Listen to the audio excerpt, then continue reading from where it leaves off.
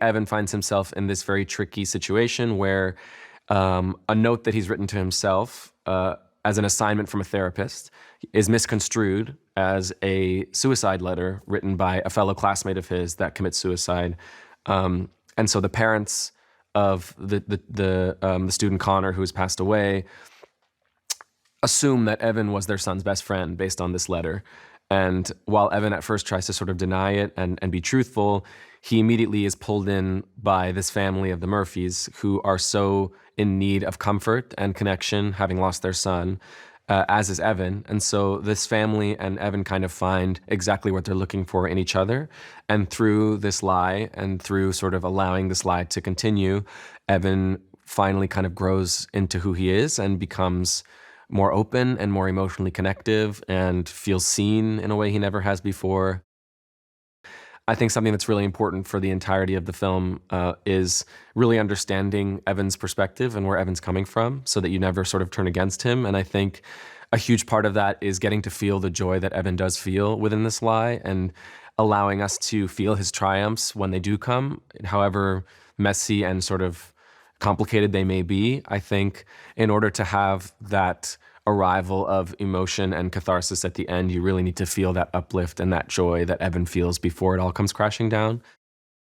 What I really appreciated about Stephen Chbosky was his openness and kind of ability to connect with me and ask me what I needed from an emotional standpoint and from a performance standpoint. I think he had a real awareness that this was a character that had become really beloved and that I had a really deep understanding of.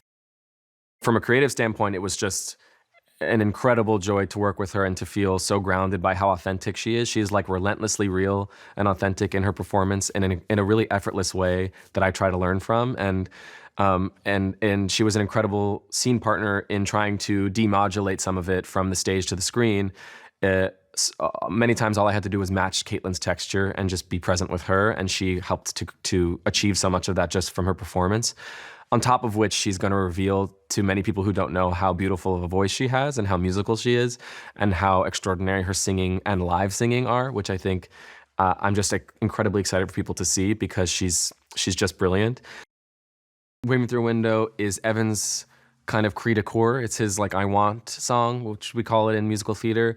It gives you a window immediately into who he is and what it is he's looking for and what he's missing, which is that he feels completely misunderstood and unseen and invisible and is warring with himself because on the one hand, he feels very comfortable in this kind of invisible, hidden place because he isn't putting himself up for judgment or for ridicule or anything. He's kind of hiding away safely, but at the same time, he is so eager and so hungry to feel seen and heard and looked at for real and understood. And I think that kind of internal war mixed with this incredible pop song that Pasek and Paul have written makes Waving Through a Window this like anthem for people who feel unseen and who feel at once comfortable in feeling unseen, but entirely desiring to be looked at.